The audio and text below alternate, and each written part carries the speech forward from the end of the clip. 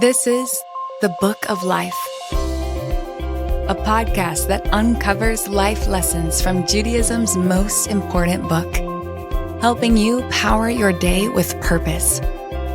Here is Ruchi Koval.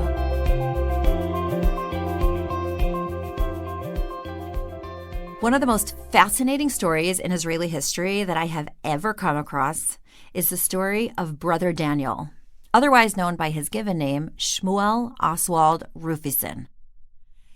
Oswald was born Jewish in Poland in 1922, and he survived the Nazi invasion. He was actually born right near Auschwitz, and he functioned as an informer. He was able to infiltrate the local police station as a translator under a false identity as a German Pole. He was able to let the Jews of his community know when the Nazis were coming, and he saved many lives, including those of the students of the Mir Yeshiva, which was one of the biggest rabbinical schools in Poland at the time.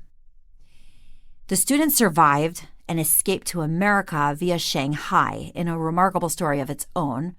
But Oswald actually went into hiding at some point in a convent of the Sisters of the Resurrection, and he went on to convert to Christianity of his own accord, and eventually became a Catholic priest, taking on the name Brother Daniel. So after the war, Oswald tried many times to move to Israel to join his order's monastery. In 1959, he was given a one-year residence permit after agreeing to give up his Polish citizenship. He applied for Israeli citizenship under the law of return, which allows Jews to immigrate to Israel. He said, "My ethnic origin is and always will be Jewish. I have no other nationality. If I am not a Jew, what am I? I did not accept Christianity to leave my people. I added it to my Judaism. I feel like a Jew." But the Israeli government denied his application, and Oswald appealed to the Israeli Supreme Court. So in 1962, the Supreme Court upheld the decision. Converting to another religion invalidates one's access to Israeli citizenship under the law of return. And in the end, Oswald stayed in Israel, anyway, serving as a Carmelite friar and acquired Israeli citizenship through naturalization. The case sparked a huge public debate about Jewish identity. And for me, it's a really startling story that speaks to the following question. How far gone do you have to go before you are no longer yourself?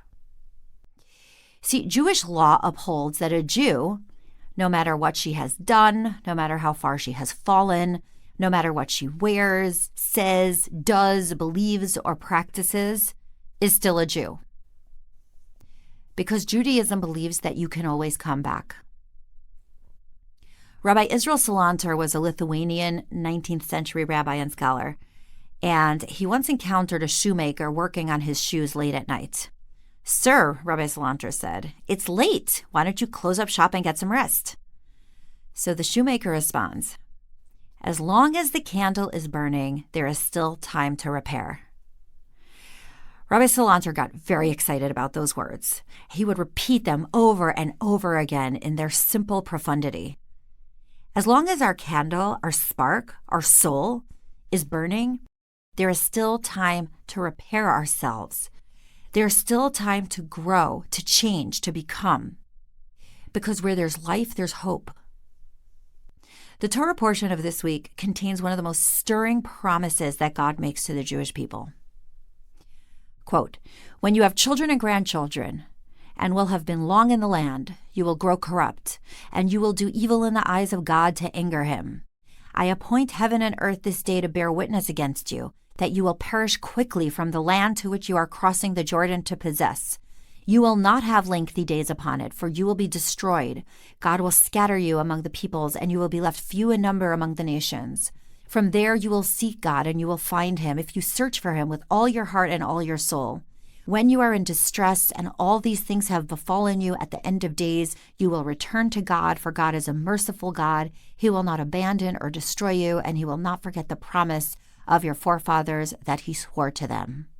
End quote. That's Deuteronomy chapter 4.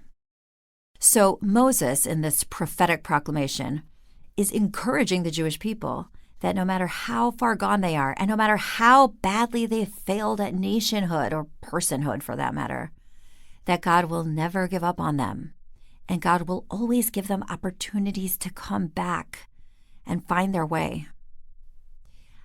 The way I see it, the fact that the Jewish people even exists after all the persecution, all the anti-Semitism, all the assimilation, all the dispersion is nothing short of a miracle. It is the fulfillment of a promise that's over 4,000 years old.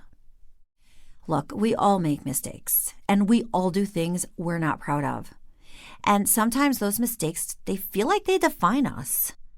Sometimes it just feels like we can't move forward from those mistakes. How far gone do you have to go before you are no longer yourself? And Judaism responds, there is no such thing as too far gone. There is nothing too bad to come back from.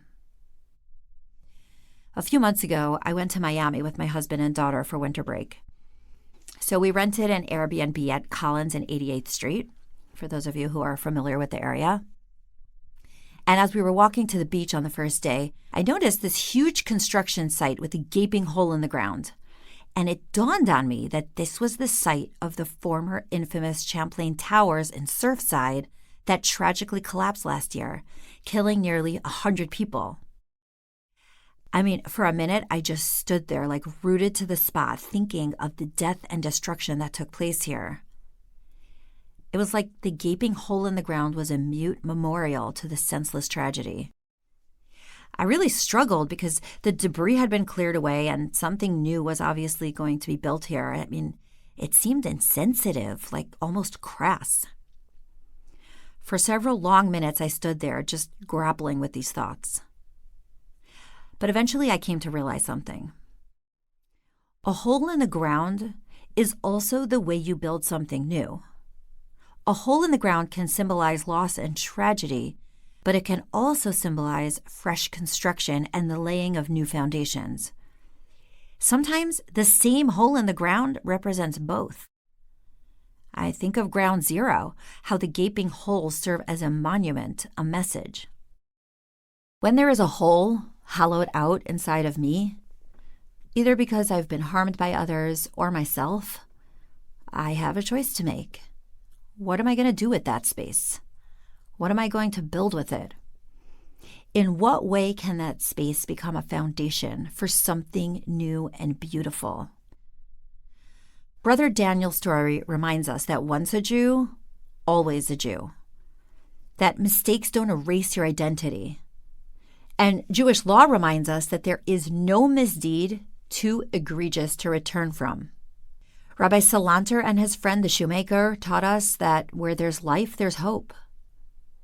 The Torah portion of the week encourages us that even though we as a nation have strayed far from our purpose, we can always come back and find our way home, that God will never give up on us or let us flounder. Never underestimate the power of renewal. Never give up on yourself. Never say it's too late, because it is never, ever too late. This is the Book of Life. Don't forget to rate, review, and subscribe to Momentum Podcast on Apple, Spotify, or wherever you get your podcast. Join Ruchi again next time for more meaning and inspiration from Judaism's most important book, to power your day with purpose.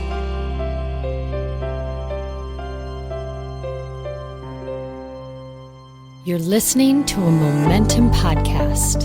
For unlimited inspiration, wisdom, and empowerment, visit MomentumUnlimited.org.